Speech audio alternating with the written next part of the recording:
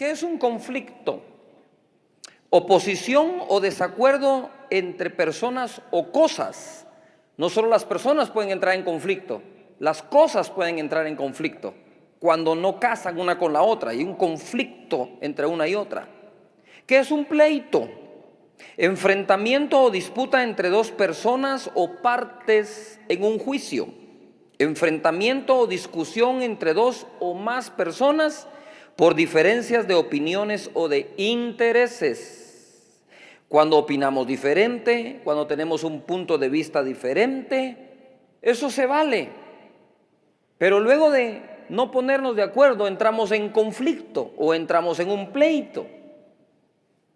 ¿De dónde nacen estos conflictos? Los conflictos habitualmente nacen de dos puntos de vista diferentes sobre una misma cosa. Y estoy seguro que todos tenemos conflictos, desde los más pequeños hasta unos tamaño acme, ¿verdad? Grandes. Conflicto. Llegas al supermercado con la esposa, ella quiere comprar de esto, tú quieres comprar de lo otro, y aquel día que comenzó muy bonito por ir al supermercado juntos, ya para la hora después de estar en el supermercado, alguno de los dos ya está trompudo, si no los dos, ¿verdad? Pero ¿y por qué compras eso si las últimas veces que lo has comprado ahí se ha quedado, se tuvo que tirar, le agarró la fecha de vencimiento? Esta vez sí. No es esta vez sí, es que hay que tener la razón, ¿verdad? Ese tipo de conflicto, mire, a ver, ¿cuánto conflicto hay en un hogar por el presupuesto? ¿Verdad? Si usted como papá vela por las cosas de la casa, los hijos le dicen materialista. ¿Ah? El papá se esforzó, por fin le compró su carrito al hijo para ir a la universidad y no hay modo que lo lave. Pero ¿por qué no lavas ese carro? Ese es el primer día. Segundo día, lávalo vos lo que costó. Y entonces el otro se va con sus amiguitos o amigotes. ¿Y vos qué onda? Ese mi papá, ese viejo ese que no entiende nada. Aguanta, y limpiaré el carro, y que esa babosada para saber qué cosa.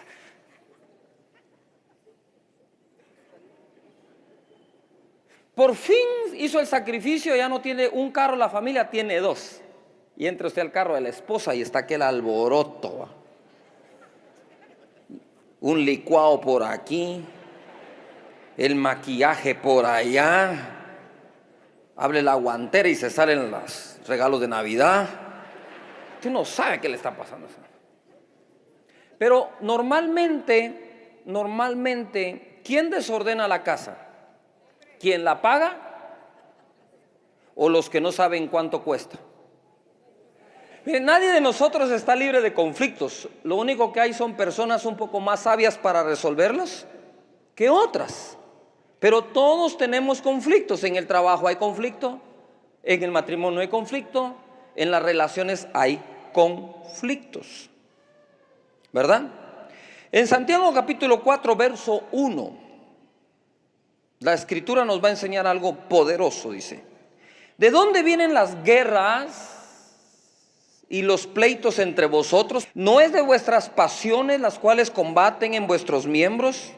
Mire por dónde empieza la escritura: codiciáis y no tenéis, matáis y ardéis de envidia y no podéis alcanzar, combatís y lucháis, pero no tenéis lo que deseáis. Porque no, ¿qué? Pedís. Pedís y no recibís, porque pedís mal para gastar en vuestros deleites.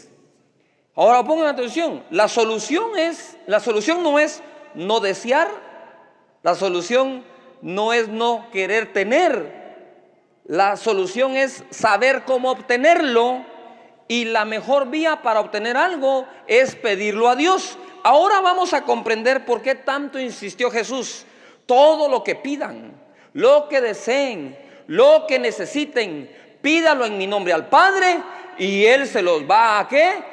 A dar. Porque si no van a terminar queriendo tener pero no lo obtienen, luchan, pero no lo logran. Entonces sus pasiones combaten en sus miembros, terminan empezando con un conflicto, siguen con un pleito, terminan con una guerra. ¿Por qué? Porque no tienen lo que desean. ¿Por qué? Porque lo tratan de obtener por la vía que Dios no enseñó a obtenerlo.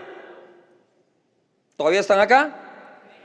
Por eso la palabra en los mandamientos dice: no codiciarás la mujer de tu prójimo, el siervo de tu prójimo, los bienes de tu prójimo. Porque cuando la gente está codiciando lo que no es de ellos, como les dije la última vez, entonces ¿qué ocurre? Esto que ustedes están viendo acá.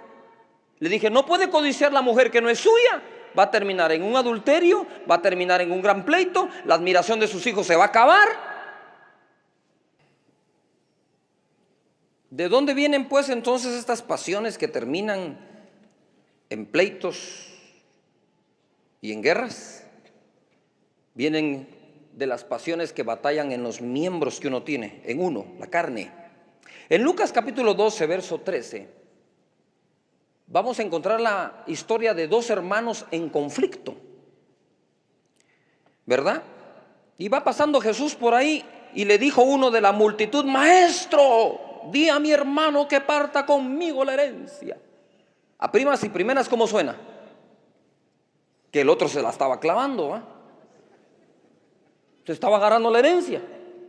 Dile a mi hermano que parta conmigo la herencia. Eso suena que a este no le dejaron nada y al otro le dejaron todo.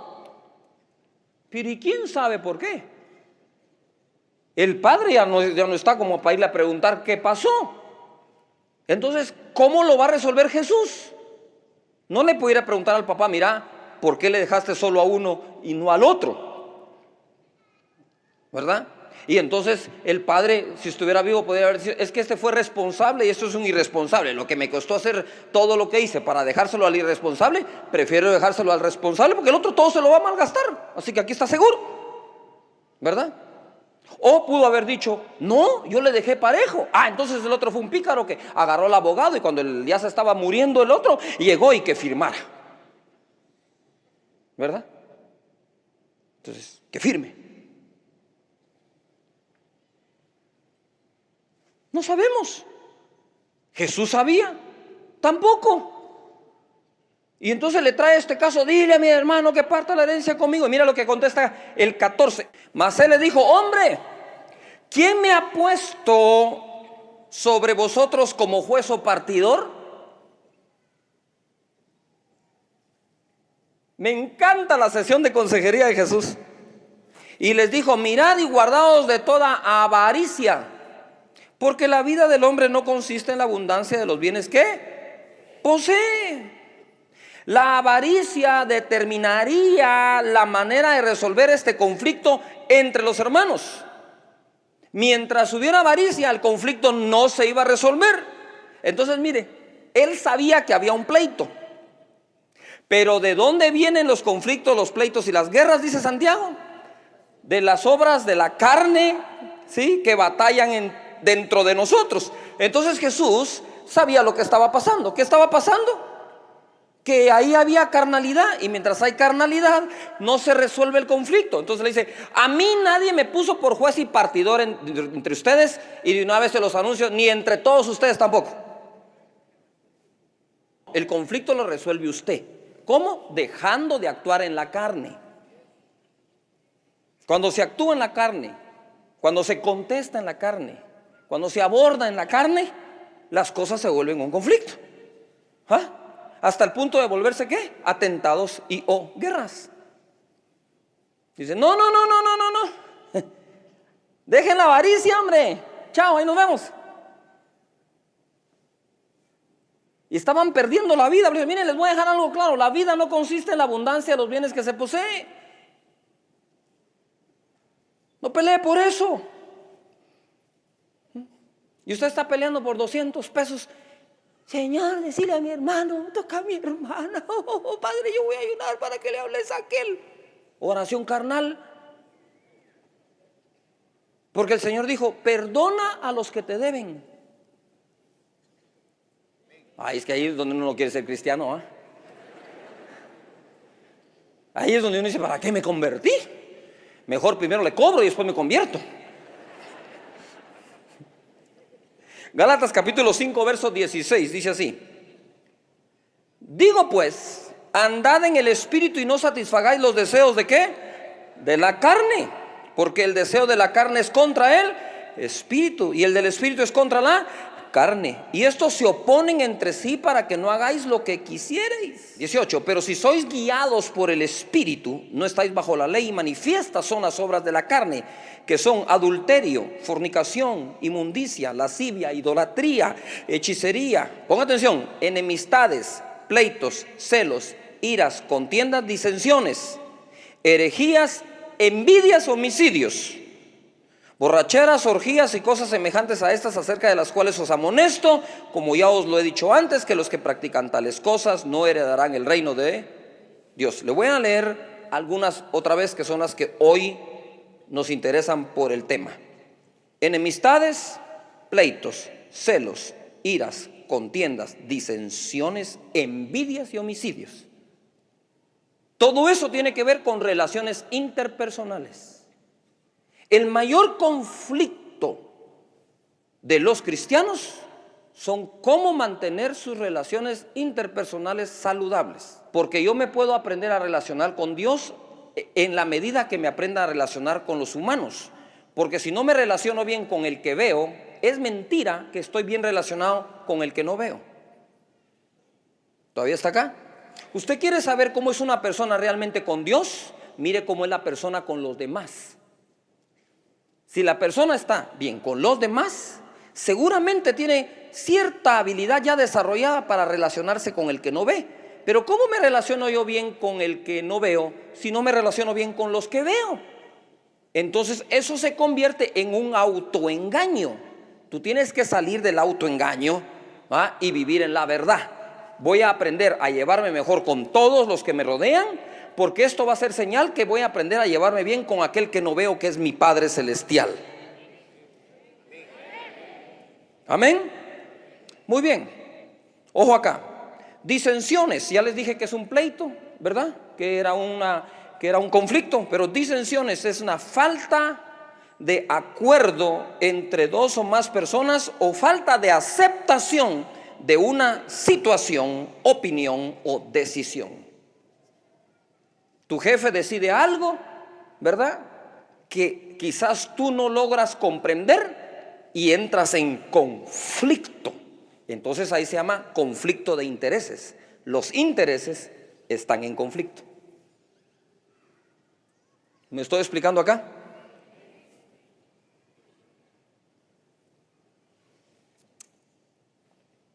De la lista de las obras de la carne que leímos, 47% tiene que ver con las relaciones personales.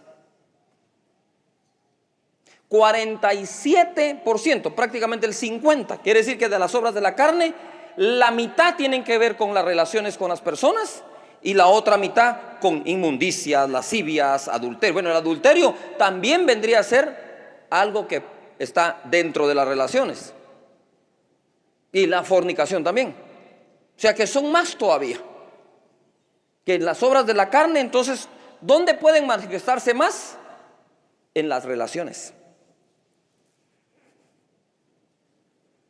En otras palabras, caminar en el espíritu se nota en la manera en que nos relacionamos con los demás. ¿Todavía estás acá? Muy bien. 22, verso 22. Mas el fruto del espíritu es amor, gozo, paz, paciencia, benignidad, bondad, fe, mansedumbre, templanza. Contra tales cosas no hay ley. Ahora nota algo: amor, gozo, paz, paciencia, benignidad, bondad, fe, mansedumbre, templanza. Todas tienen que ver con relaciones. El 100% del fruto del espíritu tiene que ver con nuestras ¿qué? Relaciones. Amor, benignidad, bondad, fe. El amor es creer, dice. El amor todo lo cree, todo lo soporta, todo lo sufre. Entonces, yo sé que ya casi tocas el cielo, pero te quiero bajar un poco a la tierra.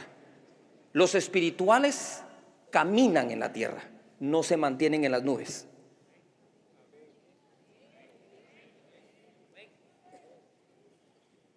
El espiritual no es el que se sabe todos los versos, llora cada vez que canta.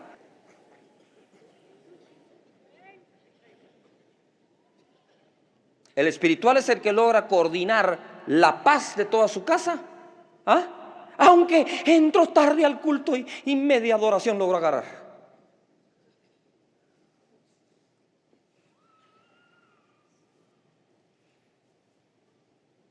Ser puntuales en un culto no tiene que ver con la espiritualidad, tiene que ver con la puntualidad. No sé si me explico. No por llegar temprano soy más espiritual, por llegar temprano soy puntual. Y la puntualidad tiene que ver con un rasgo del carácter de las personas que tenemos éxito. Usted no viene temprano porque es mejor adorador, usted viene temprano porque a esa hora comienza. ¿Todavía está acá? Ahora, ojo, la persona que da fruto del Espíritu tiene algo muy bueno. Ocasiona un bienestar colateral. ¿Se lo repito o se lo explico? La persona que da fruto del Espíritu tiene una gran ventaja para las personas incluso que no han dado fruto del Espíritu. Que esas otras personas reciben un bien colateral del comportamiento del que camina en el Espíritu. ¿Por qué? Porque usted cuando camina en el Espíritu otorga perdón. Cuando usted camina en el Espíritu pide perdón. Cuando usted camina en el Espíritu llega a un acuerdo con alguien. Si la persona, la otra, no caminara en el Espíritu, ya está siendo bendecida por el fruto del Espíritu que está en la otra persona. ¿Me expliqué? Quiere decir que las personas que caminan bien con Dios ocasionan una ola expansiva de bien colateral a las personas. Estos conflictos que surgen los resuelve la virtud más poderosa del planeta, el amor. Gálatas 5:13 dice: porque vosotros, hermanos, a libertad fuisteis llamados. Di conmigo, yo soy libre. Dice, solamente que no uséis la libertad como ocasión para la carne, sino servíos por amor los unos a los otros, porque toda la ley en esta sola palabra se cumple. Amarás a tu prójimo como a ti mismo. Pero si os mordéis y os coméis unos a otros, no, espéreme. No puede ser posible que este versículo lo hayan escrito para la iglesia, porque las epístolas son para los cristianos. Las epístolas no se las mandaron a los que no habían creído en Jesús. Las epístolas se las mandaron a los que ya creían en Jesús y se supone se habían convertido de sus malos caminos. Y dentro de estas personas siempre hay más de alguno que necesita este verso. Pero dice, porque toda la ley en esta sola palabra se cumple. Amarás a tu prójimo como a ti mismo. Pero si os mordéis y os coméis unos a otros, mirad que también no os consumáis unos a otros. Hay conflictos que llegan a consumir a la persona, la anulan totalmente.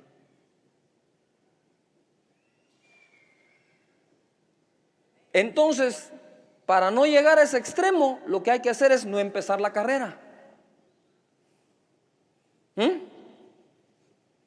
Si no quiero pasar por la meta, tampoco empiezo la carrera. El conflicto hay que resolverlo de inmediato, lo más pronto que se pueda. Míralo lo que pasa en 1 Corintios capítulo 11 verso 18. Dice así: pues en primer lugar, cuando os reunís como iglesia, oigo que hay entre vosotros divisiones, y en parte lo creo. Porque es preciso, todo el mundo diga necesario.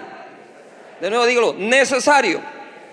Es necesario que entre vosotros haya disensiones, puntos de vista diferentes, conflictos, para que se hagan manifiestos entre vosotros los que son ¿qué? Aprobados.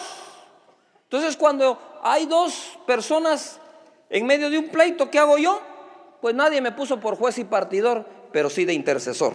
Yo le digo, Señor, que puedan resolver su conflicto y que ambos salgan a luz aprobados.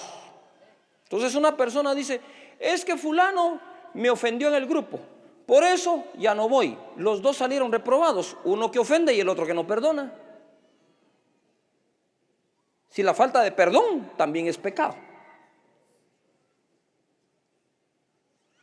Porque la honra del hombre es pasar por alto grandes ofensas, dice la Escritura. Entonces a veces un hermano trata de hacer lucir al otro carnal cuando él también lo está haciendo. Entonces dice aquí, es necesario que entre ustedes hayan conflictos para que salgan a luz, ¿qué? Los aprobados. Querida familia, sin conflictos entre hermanos no se da el crecimiento espiritual. Porque necesitas de un conflicto para comprobar qué tiene tu corazón. Por lo tanto, los conflictos, dice aquí Pablo, son necesarios para que salgan a luz los ¿qué? Aprobados. Así que levanta tus manos al Señor y di conmigo, Señor, no estoy libre de tener conflictos, pero forma en mí el carácter para salir aprobado entre todos ellos. Amén. Amén. Mateo capítulo 5, verso 40. ¿Quiénes dicen que Jesús es su Señor? Entonces, ¿quién manda? ¿Quién manda? Jesús, dice aquí. Y al que quiera ponerte a pleito y quitarte la túnica,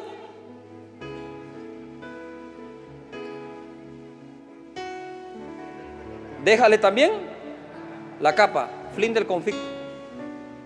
Se acabó el conflicto. Deja de llorar por la túnica. Ya llévale la capa, hombre.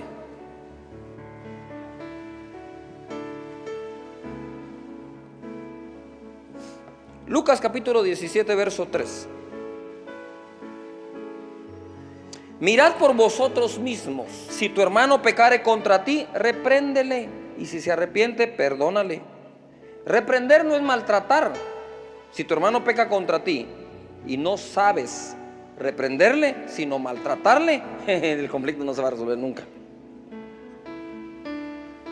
4. Si 7 veces al día pecare contra ti y 7 veces al día volviere a ti diciendo me arrepiento, ¿qué dice ahí? Perdónale. Entonces se agarró de esto Pedro y le dijo, Señor, ¿hasta cuántas veces tengo que perdonar a mi hermano? ¿Hasta 7? Y Jesús le dijo, de cierto te digo, hasta 70 veces 7. ¿Por qué? Porque el bien de perdonar lo recibes tú. Pedro, si tú te basas en una regla matemática, es decir, ya lo perdoné 7, la octava no, en la octava te amargas. ¿A quién estaba protegiendo Jesús cuando le dice hasta 70 veces 7? A Pedro. Le estaba protegiendo su alma, su corazón, y ponga atención acá, su destino. No hablo del destino eterno, hablo del destino que tenemos en la tierra. Porque si el apóstol Pedro se le amarga, hubiera amargado a la iglesia a él. Nunca hubiera sido el ministro que Dios hubiera querido que Pedro fuera. Por lo tanto, los conflictos sí se pueden resolver.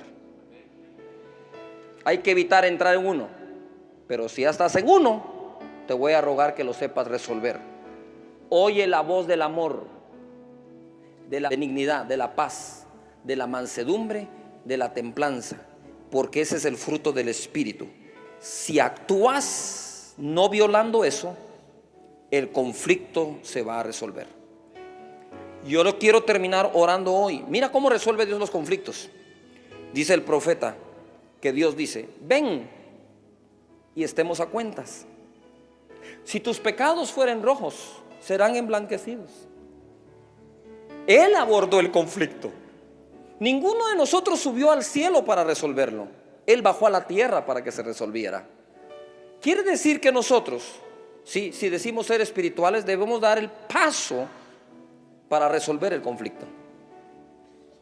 ¿Sabes que hay conflicto? Ve y háblalo, platícalo. Yo quiero orar por todos los que en este momento dicen: pastor, estoy metido en un conflicto y necesito que ore por mí para que Dios me ayude a resolverlo. Él no lo va a resolver. Jesús dijo: ¿y a mí quién me puso por juez? Ve y resuélvelo tú. Jesús está esperando que tú lo resuelvas. Él no lo va a resolver. Así que si tú estás en medio de un conflicto y quieres que oremos, ponte de pie rápido y vamos a orar por eso.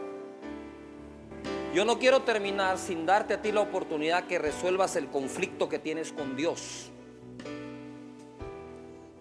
Nuestros pecados nos meten en un conflicto con el Señor, pero Él viene a perdonarlos para eliminar el conflicto y tener paz entre Dios y los hombres. Si tú quieres recibir a Jesús en tu corazón o reconciliarte con Él, yo voy a hacer una oración para guiarte y todos en este lugar la vamos a repetir para apoyarte. Así que si tú quieres recibir a Jesús y tener la vida eterna como un regalo de parte de Él, repite conmigo esta oración y todos juntos la decimos así, en voz alta, con mucha fe. Señor Jesús, en este día te abro mi corazón, perdona mis pecados, dame la vida eterna. Creo que eres mi Salvador, que eres mi Señor. Creo que a ti te debo la vida y para ti voy a vivir ahora. Gracias, Señor, porque hoy nazco de nuevo. Soy una nueva criatura, una nueva persona, y el día que yo muera, iré contigo a vivir por la eternidad. Gracias, Señor.